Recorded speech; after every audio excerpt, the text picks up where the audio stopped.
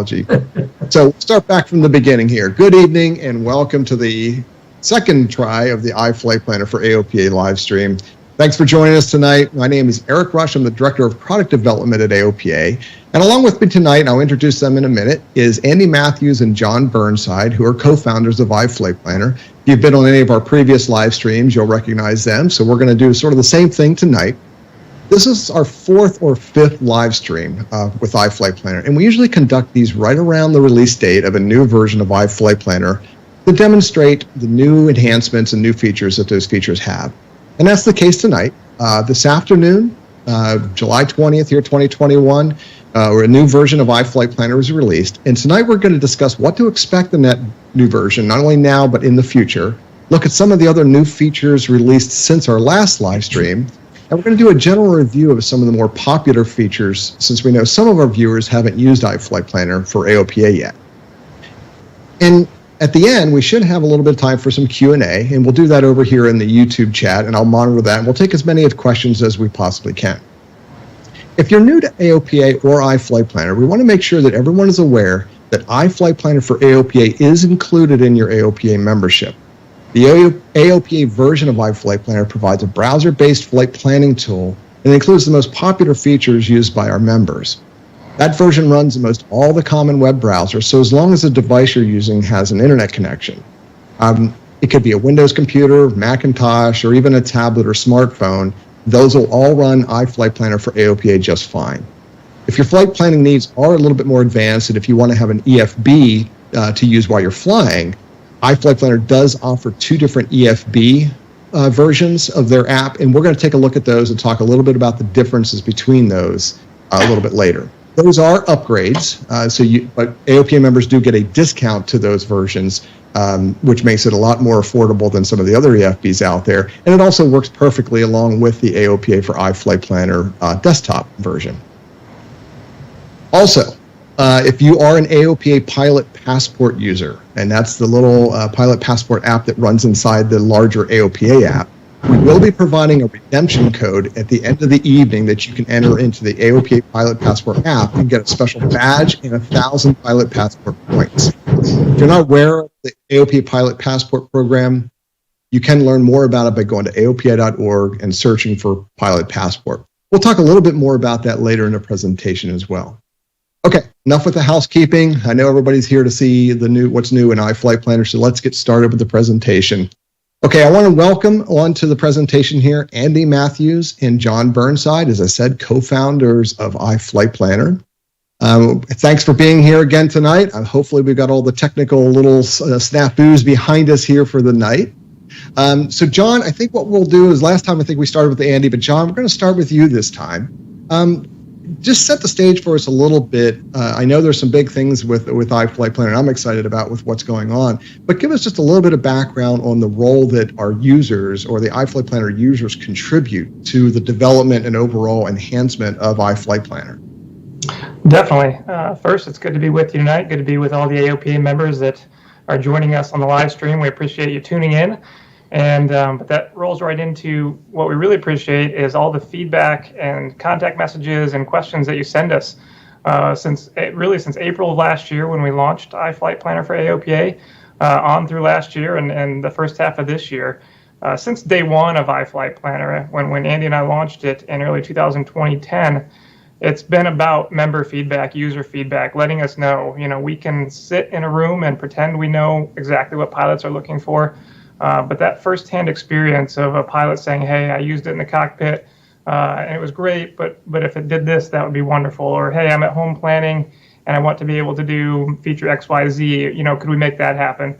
That type of real-world input from the pilots is immeasurably valuable to us. And it's since day one, we really kind of collect internally how often we're hearing requests for feature X or feature Y.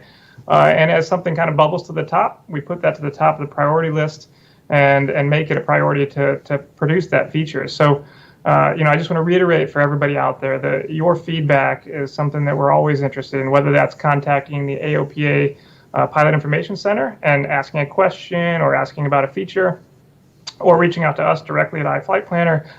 We always welcome that. And again, whether it's a feature request or a question about, hey, I'd like to do, thing X, can it already do that? And if so, how? We're always happy to answer those. So we just want to welcome you to continue to do that. It's been great to meet so many AOPA members over the last year, have conversations with them through our support ticket system or through the AOPA Pilot Information Center, and just continue to refine iFlightplanner for AOPA and iFlightplanner in general to create a better service for pilots. Absolutely. And one of the things, and I've been firsthand of that. I mean, I see a lot of these support tickets that come in, and, I work with our Pilot Information Center, and we route things over to you guys. And I do just want to thank you. I'm not playing favorites here, but I do want to thank you for the response that we get out of that. We've had new features and things spin up or problems fixed literally within hours. And we certainly couldn't do that without you guys being attentive to that. But without the members, calling our attention to things, we like to think we can catch everything, but things happen. Another feature that we should probably go over, and I bet a lot of our members don't know about this, but a lot of members know that with the AOPA Airport Directory, for many, many, many years, we've always had fuel prices in the airport directory. And that was provided, AOPA doesn't collect them ourselves. We get that data from a different vendor usually. And this time, within the past year, and since we've done this last live stream, that is another service that iFlightplanner provides, is fuel price data. And we went through an integration to switch our vendors and bring all of our fuel price data back over to iFlightplanner. And Andy, can you talk a little bit about how long iFlightplanner has been capturing that and your process for keeping those prices up to date? Yeah, certainly, Eric. Thanks for again for having us on. We really appreciate it. And that was one of the pieces of feedback that did come out of the AOPA membership was finding some consistency between the fuel prices that are posted in the AOPA Airports and Destinations directory, in the AOPA apps, and what we were providing through iFlightplanner for AOPA. And it just made a lot of sense to be able to consolidate that database. And so they all rest with iFlightplanner now. And as you said, there's about over 3,000 FBOs and fuel service providers, of which we report their fuel prices for. And there's various numbers of ways that we capture those. The most common, though, is one in which the FBOs get hit with an email every Tuesday. I think a lot of people know that's when fuel prices typically change, and they're allowed to confirm or update their fuel pricing just with a single click that hits their inbox.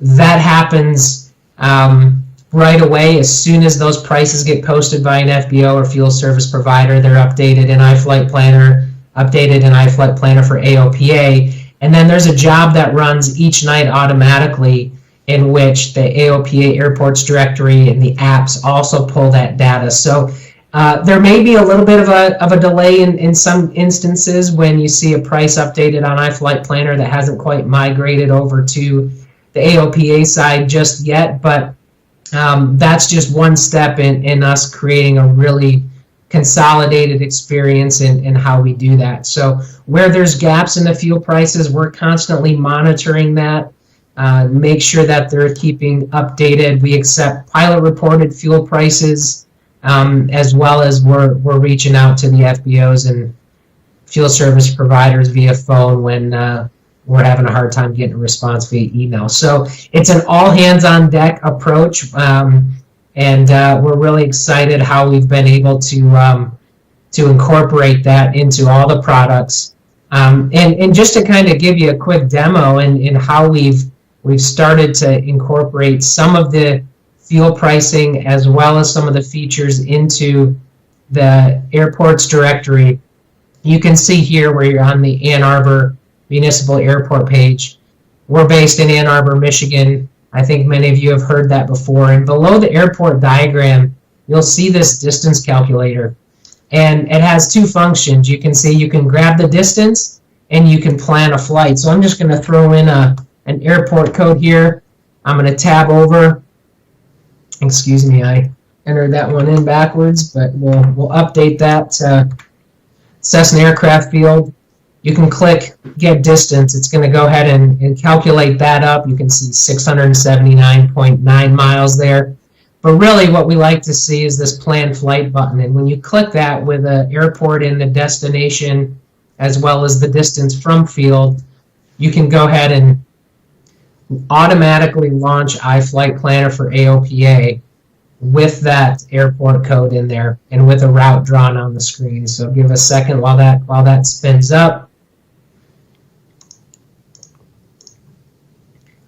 And there we have it. Very nice.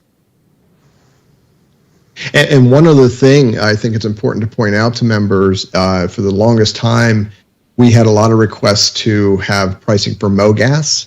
And that is something that we do now get with the iFlightplanner contract for our fuel prices.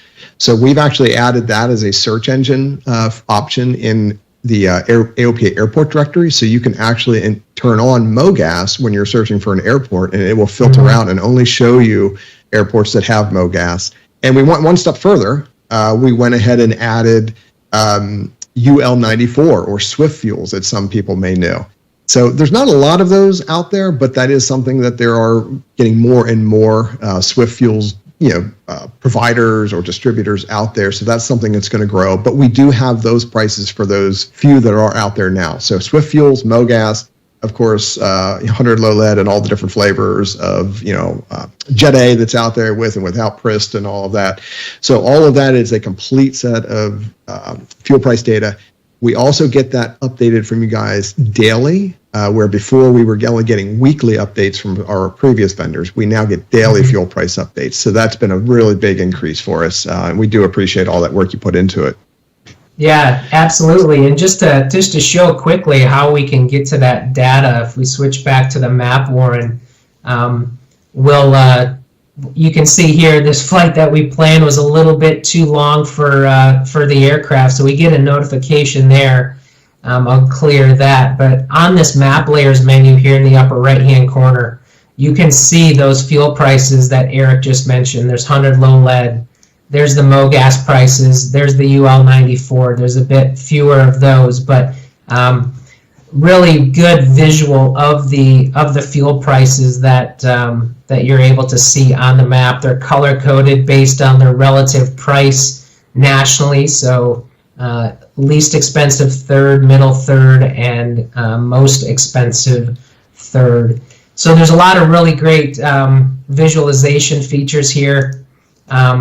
And really one of the pieces of functionality that leverages all of that fuel price data is a fuel price finder tool. So in addition to using the map layers menu, you can also click on the map and grab this fuel price icon here.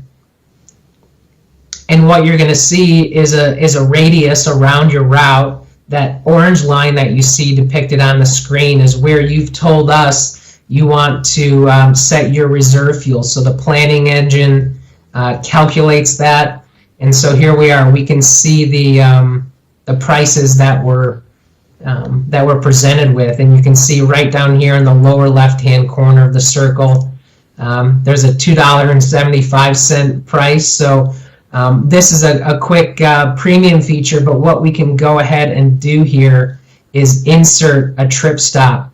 And what it's going to do is split that full route into two segments. And now you can see we've got a flight from Cessna Field to 3 Lima Fox and then up to Ann Arbor. Wow, $2.75 a gallon. I have a feeling that 3 Lima Fox is going to be a pretty popular airport here in a little bit. They can thank us for that extra business. Yep, there we go. Wow, great. So another feature that has been added to iFlightplanner since our last live stream has to do with some new weather overlays on the map. Andy, since you sort of have the helm there, why don't you kind of jump in there and show us some of that new weather stuff that members have access to in the app? Yeah, certainly. And and I'll have John step in here too, just because he's been the one that's been really instrumental in our work with Barron Weather. Barron provides all of the weather imagery that you see, but we've also been able to add winds and temps aloft layer, which is an often received request from the membership, as well as a significant weather layer. So John, go ahead and take the controls here, and I'll continue clicking through as you describe what we've got going. Certainly, and as Andy mentioned, one of the popular requests over the last year was a wind and temp, winds aloft and temps map layer, just to make it easier to visualize where you're flying to, be able to look at different altitude levels. We do have an altitude comparison tool. We can show you that again in a moment. That's been there for a long time, but we know that visual tools are always helpful. So you can see here that if you open the map layers menu, you'll find this new feature, wind and temps aloft. You can easily change to a preferred altitude or switch between altitudes. And right below that, you actually have a box. And so we have these in 3-hour or 6-hour increments, I believe, Andy, if you open that box there. 3-hour increments out for the next 7 days. So you can actually look 7 days in the future now at winds and temps alofts and really get a sense. So those are real forecasted winds. So however far in advance you want to plan over the next week, you can do that. And get an idea for what those will look like. And you can see just by simply changing the box, you get a totally different look at where you're going to be. So that was a popular requested feature. We're glad we're able to work with our weather provider, Barron, out of Huntsville, Alabama, and add that to our toolkit here so that you can easily find what you're looking for. Andy, while we're here, why don't we just show the altitude comparison tool just real quick so that everybody knows where that's at. In your planner menu at any time, you can always click on the calculator next to the altitude box. And doing so is going to pull up a altitude comparison. And so you can see 8,000 was the current altitude we had planned. It's also going to pull altitudes on either side of that are less than your maximum altitude. You can toggle whether it's IFR, VFR, west or east. A lot of that will be figured for you automatically based on where you're flying from and to. But that's easy to update and easy to see at a glance what your best altitude might be. So again, that's a tool that's been here for a while, but we want to make sure that you know it's there. Sometimes features are hidden just one click below, and that's where we always encourage you to email us if you can't find a feature, but we're happy to point you in the right direction. So the winds and temps aloft feature, you can see that there. The other new weather overlay that we've added is the significant weather overlay. And so if we turn that off, we're going to turn on the significant weather overlay. This comes in 2 altitude groups. So we've got medium, which is flight level 100 up to 450. And then as well as high. And these have time sections for the next 24 hours. So you can look through the next 24 hours and find what you're looking for. So if we were to look at that second one down there, Andy, that one there, I'll add that to the map. Let's turn our satellite on too, and then let's zoom out on the map. And so we can kind of see how all these features come together to give you visualization. You can see the significant weather product are the red areas, which is going to indicate thunderstorms, as well as cumulonimbus clouds. And then the yellow area is going to be turbulence. You can see there in the middle of the map from 300 to 370. And you can see where the storms, you can combine that with the radar and the satellite view. And you can see right now, this particular flight we're looking at is quite nice. We're kind of sitting right in this pocket of VFR conditions. But you could obviously toggle these map layers and get a really great visual about what type of weather you might encounter for any given flight. So those are 2 map layers that we're excited to bring based on member feedback. Yeah, they look really good. Those are just a nice way to visualize weather like that with a sort of a hybrid approach like that. That looks really good. Another way or another piece that's been added to it is airspace visualization. Now that's something that's sort of been there in previous products, but you actually made that easier to get information about airspace now, right? We did, yes. And so again, just kind of we're getting repetitive here, but member feedback drives everything. And so while we had airspace visualization, and if we can kind of jump back to the map here, the way that we always had it was if you were to click anywhere on the map, if you were to click in this open area on the map, you'll see you had the little Class B airspace or Class D airspace icon there. And if you click that, that's been there since the beginning, and it will show you any airspace that's vertically above the location where you clicked. And that's terrific, but it's also not, it wasn't always intuitive to people. So that feature is still there. If you got used to how to use that one, that's terrific. But we also added to the map that now when you hover over one of these shapes on the map, and we'll turn back on, say you had class airspace turned on in general, you hover over and you can click anywhere on one of those and it'll pull up that information immediately right there as well. So this is great for class airspace. If you're trying to navigate through class airspace and you need to know what the shelf looks like, clicking on the different rings and different areas, you can very quickly find out what it is that you might be dealing with. It's also great for TFRs. Those are now immediately clickable on the map, whether they are orange TFRs, which means that they're upcoming TFRs, or red TFRs, which are currently active. So we can scroll to, there's one in fact right there, there's a POTUS one. So we can click on that orange TFR, just things we pointed out before, but want to point them out again. If you were to click on the little page icon that's in the orange bar there, you would get the full text definition of that. So if you really want to dig into the details of a TFR, you can readily access that information. So we just made those airspace shapes that are on the map more clickable, which we got enough feedback from members that would seem more intuitive. And so we're glad that we could make that even more user-friendly. Excellent. Looks very nice. Very well. So that brings us to one of the things I'm excited about. I'm a bit of a geek, though. So I know you guys have been working really hard on changing, and this may not be interesting to some of our members as far as the front end, because nothing really changes on the front end. But today you actually launched a revamped or revised flight planning engine. So, the engine under the hood that powers iFlightplanner is basically all brand new from the ground up. That's going to pave the way for a lot of new features and functionality. And I knew when you were taking that project on that was not a small undertaking. We've looked at that before ourselves, with some of our other flight planning tools that we had, and that is certainly no small task. But could you just give us a little bit of a glimpse into what that does, all the different things that's going to bring us? And I do want to give a little shout out for the segue here to one of our chat people here, Bob Seymour, who's talking about it'd be nice if we could put in different altitudes between different waypoints. And as soon as I saw that, I got a little smirk on my face. So John or Andy, why don't you guys both kind of take that one and tell us kind of what's coming up? Sure. So this goes back, a number of months now. And there were, with the previous planning engine that we were using, there were a few nuances like any piece of software. And then we also knew there were more things that we wanted to do with it. A great example, two great examples, top of climb and descent was a common request, as well as the ability to change altitude and route. So if you're going over a mountainous area and you want to fly the first part of your route at 8,500 feet, but then you need to climb to 14,500 and then back down, we wanted to be able to do that and have real calculations in the navigation log to reflect that and allow you to plan that accordingly.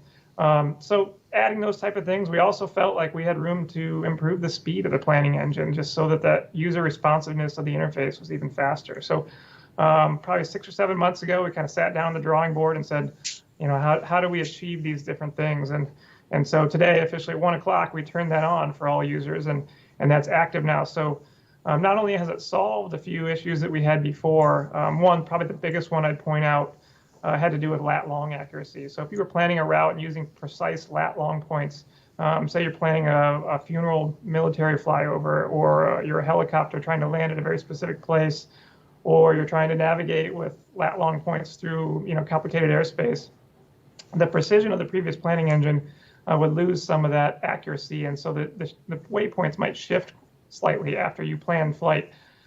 So we've solved that completely. So if you've ever seen that before, you won't see that again. That's you can be as precise as you want with waypoints now, and they will stay right there. Previously, you could use custom locations to pin them to a spot, but we didn't feel like you should have to go to that level to do that. So that was part one. Again, part two was we wanted to introduce some new features. So a top of descent, you'll see those are immediately now available in the interface. If we can pull back the map up, we can show you how that looks when you see that on there. And you'll see it right there, that orange C, that's the top of climb point for the flight. And then if you were to go over to the right end of the flight, you'd see the D with the hover above it. So that's your top of descent point. So that's a new feature in there as well. Another big component of the new engine is how far out wind and temp forecast goes. So we showed you the map layer that has wind and temp forecasts 7 days into the future. The planning engine actually goes even a little bit further. It goes 10 days into the future, and we are using the global forecast system wind and temp data. So this is data that we have that's at every lat long point, and then every 3,000 feet of altitude, and then every 3 hours going out 10 days. So if you want to plan your flight 7 days in advance, you're using real forecasted winds to do so. So that's a great advantage, we feel, for the accuracy of the planner, that if you're planning something a number of days out, that you can come back to it the day before or the day of and really tighten it up, but at least you're getting real forecasted winds at that point in the planning activity. So last but not least, this new planning engine allows us to have access, really control adding more features more quickly as well. And so the most popular of those, and Eric kind of just shouted this out, is the ability to change altitude en route. And so we actually have that in there in a beta capacity right now. So it's not live for users yet, but if you're interested, we welcome you to contact the AOPA Pilot Information Center team or us directly, and we'd be happy to get you set up and give you some quick directions on how to use that. We're interested over the next month or so in feedback on that, make sure that we're happy with how it's working. But it's I would call that feature imminent. So we know it's been a popular request. We're really excited to get that out there for everybody. Excellent. That's going to make a lot of people happy. I know that's we had a couple scenarios where we had some pilots who would have to file for a certain altitude just because they're departing some complex airspace or coming out under a class Bravo, and they had to file that way to get out from under their VFR. But then they've got terrain not too far away, and they immediately have to go into an immediate climb to try to clear the terrain. One route I was looking at, actually, the aircraft could not actually climb to clear the terrain after the Bravo and had to do a spiral circle up. And I've actually had to do that personally, just taking off out of an airport in a valley. So it'll be nice to be able to put that in as a plan and include that in the entire planning process from start to finish, just to make sure that, fuel's still okay and everything is still working out. So great. Well, I know everyone's going to be looking forward to that change itself. Some other things that have happened since our last live stream have been some enhancements to the nav log. Different sections that have been added to that, different pieces. So John or Andy, who wants to jump in and kind of just show what the nav log has now? Certainly. So if we can hop back to the map. I apologize if you can hear the rain. One of those rain clouds moved in here quite heavily a moment ago. But so we open up the nav log. And a few months back, in December, we introduced some new navlog layouts, including one that mirrored the classic AOPA flight planner layout. We knew a lot of people and a lot of members are familiar with that and requested that we bring that back. So you have choices in your account now what navlog format you'd like to see. We also introduced, for routes that are following airways, the MEA and MOCA information. So you can see that there is listed now in the navlog. We also added the ISA deviation information. So you can find that as well over on the far right. We know that's important, especially in summer months when it can get hot and you really need to be careful about density, altitude, and you're planning in those types of scenarios. So Andy, let's just tweak the altitude for the flight though, so we can show one last part of this, which is the fact that the navlog, if your altitudes conflict with MEA or MOCA values for your flight, you're going to see this immediately in your navigation log. So when we plan that again, you can see the altitude that we planned at has conflicts with where we need to be at to be in compliance with these airways. So we're always trying to add visual cues for the pilots to say, hey, this is grabbing my attention. I can't just say, okay, and move on with this. I need to identify how do I, correct this so that my flight plan is valid and is something that I can actually fly. Absolutely. Looks really good. Okay, so one of the very popular features that was added a little while ago, I think you guys have called it the Bring Your Own EFB program, and I really like that name. I think that's clever. But it basically allows you to use iFlightplanner for AOPA, and then regardless if you're using the iFlightplanner EFB app or you're using some other EFB app, there is a way now to use the desktop version of iFlightplanner and then save that information and send that route over to the EFB, literally of your choosing. There are several that are supported. Most all the top ones that you're going to hear about are supported, including an integration with iFly GPS on the Android side. So, John, why don't you talk a little bit about how that works? There's also now the ability, I believe, to email, which is sort of a throwback to how the old AOPA Flight Planner worked, where you would actually send yourself an email, and then that email had some links in it. So why don't we cover that just as a reminder for some of the viewers here, just so they can kind of remember that here's how that works, and there's a couple different ways to actually do it now. It's certainly about a year ago. I think it was almost a year to the day. I think actually, we did a live stream, and at that time we announced our Bring Your Own EFB program. And what that really boils down to is that we know that a lot of pilots out there have an EFB of choice, whether that's ForeFlight or Garmin Pilot or iFly GPS on Android or iOS, you name it. We know that they had an affinity to those, and so while we're excited to introduce iFlightplanner for AOPA last April and make that available, we also knew that not everybody was going to want to abandon the EFB that they were comfortable with. And so the idea of the Bring Your Own EFB program was to create a seamless, really one-touch link between the work you do in iFlightplanner and your preferred EFB of choice for your in-flight activities. And so it's part of our core and premium packages, which again, as Eric, you mentioned earlier, are available as a discounted price to AOPA members. But what it allows, the original version allowed you to easily download flight plans into iFlightplanner for iPad or iPhone, and then with one touch, push those over into your EFB of choice for in-flight. Last December, we introduced an integration with iFlight GPS.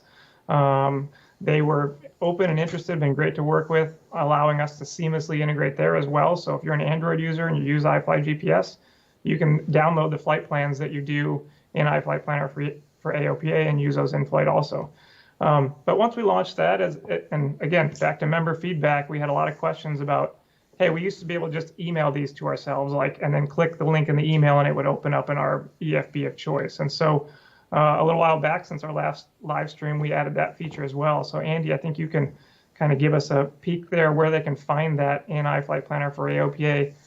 Again, this is part of our core and premium packages, which is required for the Bring Your Own EFB program, but it gives you multiple links and ways to get that information into your preferred EFB. Yeah, of course. And when you're on the map interface and you have the nav log open, I'll wait for Warren to quick switch over to the map there. There we go. You see right here in the center, there's a button that says email your BYO EFB links. You can go ahead and click that, and it's going to go ahead and email that off to you. And for those who are curious, I've been keeping an eye on the chat as well for a list of compatible EFBs. Here's what the emails will look like in your inbox.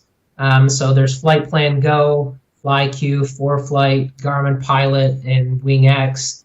And the reason that you don't see the iFly GPS link is because that connection happens seamlessly. It happens wirelessly behind the scenes. You're able to activate that connection directly right from within the iFly GPS. And we've had some conversation with those guys over there too about their new release that's coming out, the iFly EFB. So that's we'll be taking a close look at as well. Walter and the crew over there have been great to work with. They obviously have a great product for Android, and rather than reinvent a wheel, we wanted to be able to leverage some great and trusted technology out there on that platform as well. So just as simple as clicking that, that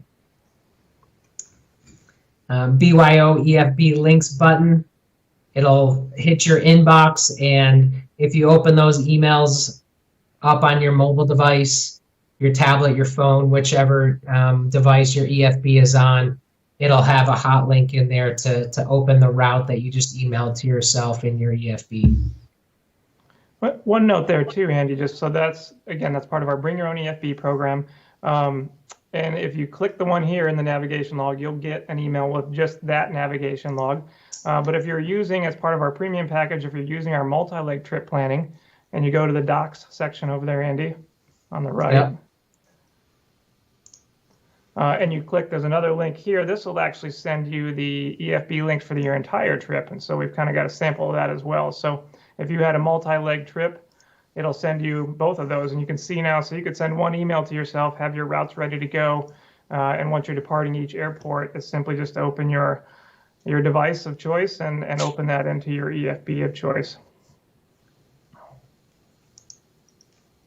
Yeah, and that feature is very handy. I'm glad to see that you were able to bring that into iFlightplanner. I've been on a number of trips where we were, flying to Oshkosh or Sun and Fun or wherever we were going for business, and we were using a very similar thing in the flight planner we had back then. And then not only were we sending it to our iPads, then the airplane we were flying, of course, had a Livestream from Garmin, so we were able to take it right from the iPad. So we started on the desktop, send it to the iPad, jump in the plane, and then we send it right from the iPad right into the panel. It's just so smooth. You don't have to rekey everything, especially when you have real long clearances that we'd often get in around some busy airspace. They like to send the smaller aircraft way out and about sometimes, but it was really nice not having to key all that in every time. So that's certainly a big time saver. So we are about maybe 5 minutes or so ahead of schedule here tonight. We've got a couple other things we want to go through, but before we might start losing some people. I know people had some commitments and sometimes, but we want to go ahead and talk a little bit about Pilot Passport for AOPA. We're going to come back and talk a little bit about iFlightplanner here in a second, but just in case somebody has to leave early, Pilot Passport, if you're not familiar, that is sort of a game or a little check-in utility that's built into the AOPA app. If you don't have the AOPA app, you can get that on Android and on iOS devices. Just go to the respective stores and just search for AOPA, and you'll find the app. Download that and log in, and you'll the Pilot Passport sort of game or little fun thing is built into that, and that allows you to travel around, check in, earn badges, earn points. There's monthly challenges now that have some very nice prizes. There's always like noise canceling headsets or instrument courses from Sporties. A lot of our different advertisers and partners that we have promote, and help us, with that program by offering, different prizes for the monthly programs. So it's a real fun way to sort of engage in aviation and while you're already flying somewhere. But tonight we have a special redemption code. You can see that in the lower left of your screen there. It's AOPA FP 072021. So if you can't figure that cryptic message out, AOPA flight planning, and then of course today's date. If you go into Pilot Passport and click on My Pilot Passport up under the account icon up there, there will be a little place where you actually put that code in. It'll say redeem code, and just type that code in, and you'll instantly get the special badge that we created for tonight and 1,000 points onto your Pilot Passport account. And what we're showing here is the latest version of the AOPA app. And if you haven't used that before, this will look totally new to you. But if you were a previous user of the AOPA app and you haven't upgraded, this is what it should look like now on the homepage. And what we've done, and this was actually right from users as well, is put these little quick launch buttons across the top. And there's 4 of them for Pilot Passport, the Airport Directory, AOPA Weather, and of course, Flight Planner. So Pilot Passport, a whole way on the left, you tap that, it takes you to the Pilot Passport screen. But if you go on the far right and tap Flight Planner, that will actually open iFlightplanner. And if you're already logged in, it'll pull all of your saved routes. Everything you would expect on your desktop, you can actually get right in the mobile device. Now that version, that is the iFlightplanner for AOPA. So that's going to require that you have an internet connection to actually access that. But all of your routes, everything would be in there. You could file a correct flight plan if you needed to depart somewhere. It's a fully featured flight planning tool that'll run right on your mobile phone. And of course, we have the full AOPA Airport Directory, which actually downloads a database to your local device. So the entire AOPA Airport Directory, including fuel prices, is available while you're flying. You don't have to have an internet connection. Everything will just work. There's instrument procedures, airport diagrams, everything you would need that's in our main Airport Directory online is available in the app. And then AOPA Weather is the new tool we had recreated along with one of our partners. So that will launch there. You can get all kinds of different weather. That's a very active product. We're doing a lot to enhance that. So all of that is available in the AOPA app. So if you don't already have it, go out there, download it. log in and get all the benefits. And of course, all the news, the media, AOPA live videos are in there every Friday when they post, and all kinds of other information about AOPA. It's really a one-stop shop. Okay, so we'll wind this up here, and we'll definitely have a little bit more time here for some questions and answers. And there's some good questions in here so far. But one thing that we probably ought to just cover is the different versions. We talked a lot tonight about iFlightplanner for AOPA and Core and Premium and some different things there and some different features.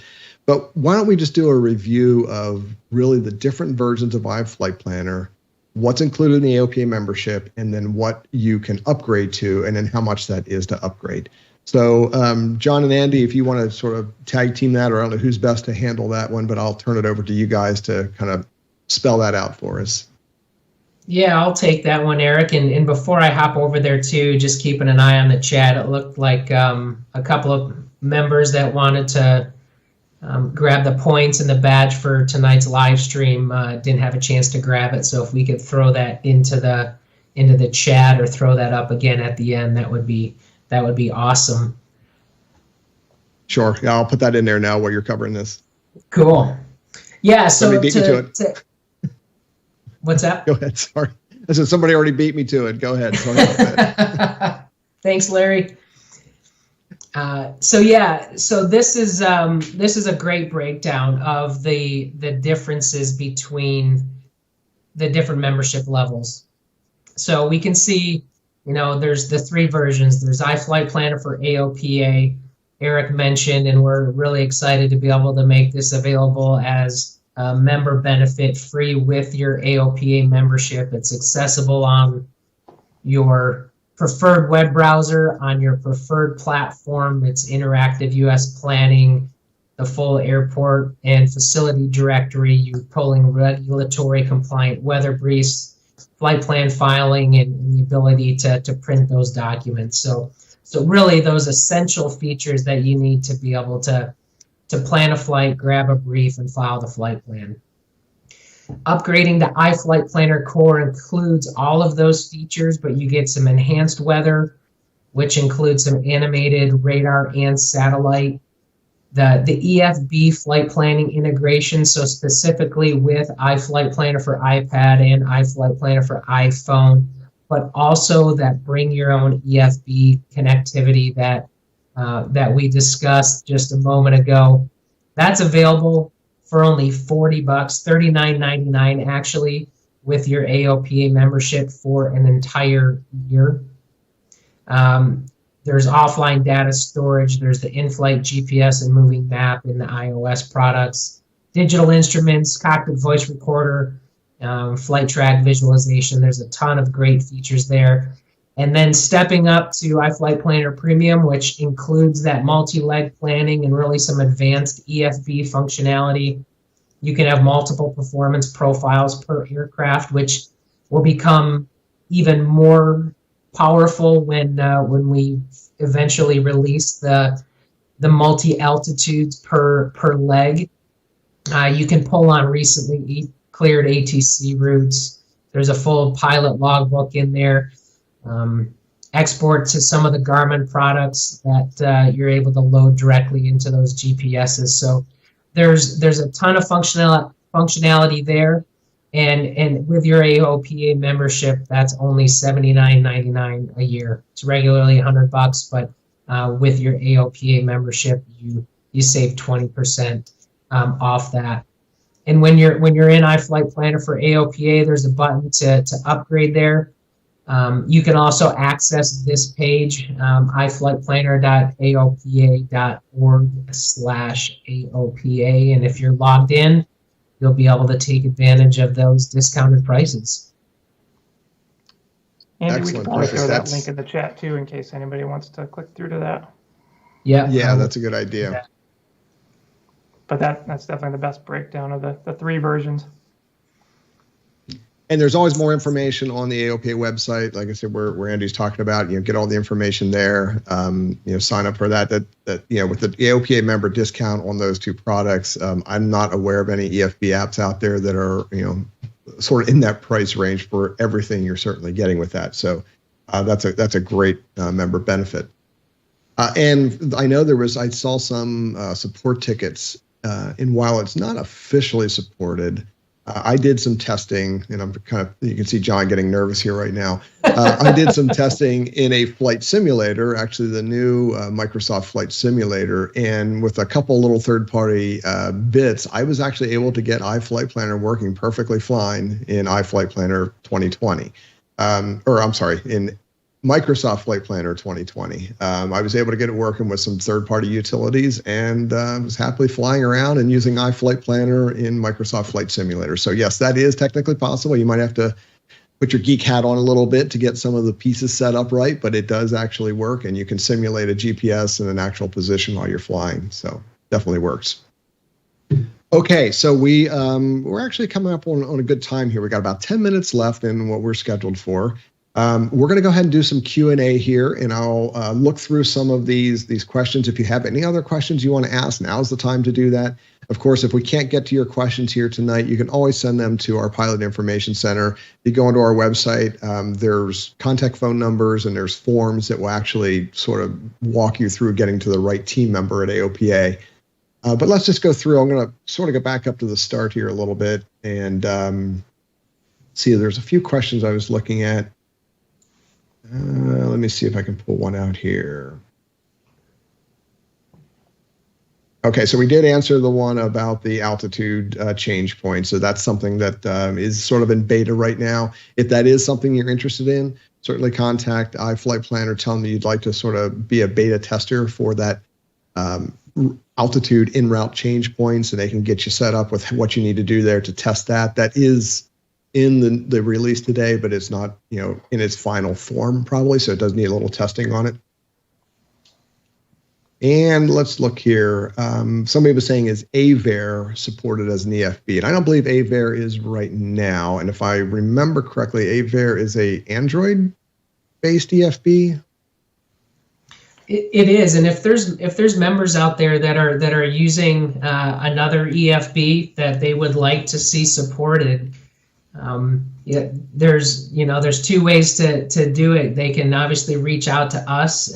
We'll definitely note AVAIR, but it also really helps too if you can contact your EFB, and from there, they can get a hold of us. We all kind of know how to get a hold of each other, but just like we prioritize development, there's other companies that prioritize it as well. So if they hear from their membership that they want to have an additional integration, hopefully they'll support it. And really, that's how things came about with iFly GPS, where we had a very robust web-based platform, as you've all seen. We also had our iPad app and iPhone app, but hadn't gone down the road and really didn't have plans to go down the Android side of things. But they have products for Android, iOS, and Windows in addition to their standalone GPS units. And so it was a really great integration opportunity where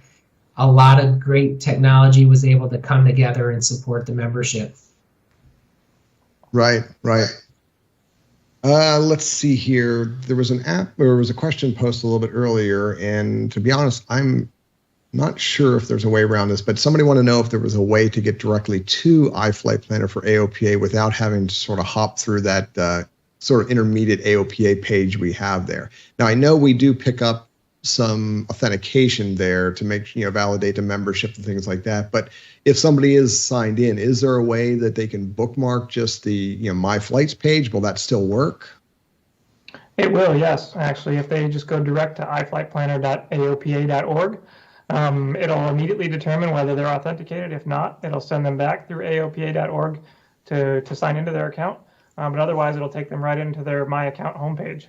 So iflightplanner.aopa.org, that's all they need to know. Oh, that was a lot easier than I was thinking it was going to be. And I helped set that up too, so that's pretty bad. Okay. There was another question too, Eric, about planning to a VOR and a radial and a distance. John, do you want to maybe talk through how that works? Sure. Our system can accept VORs with a radial and a distance, so you'd have the VOR identifier So for example, Grand Rapids, which is near us, is VIO. And then you would have 3 digits that would be the radial, and then 3 digits that would be the distance. So if you wanted the radial 090 at 010, you could do that. So you can put that in your route string, and it should be. I don't want to put myself in a bind here, but I think it should be fine for a destination as well.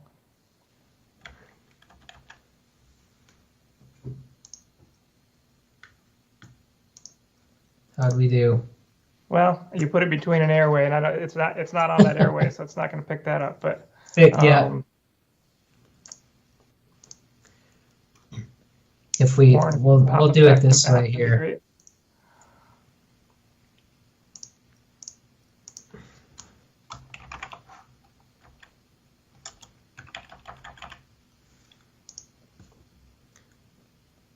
So there we go. So based on the Victory VOR 300090, so at 300 degrees, 90 miles. There's your point. 90 nautical miles, yep, exactly. Yep. So, yep, the planner can accept that and handle that, no problem. Very nice. Well, I learned something tonight too. I think that's why we do these things, right? Yeah, exactly. It's exactly why they do these things. One other question we had, it was just right below that one, in fact, was is there a release notes page that's published that sort of keeps track of all the different features that are added to iFlightplanner over the time?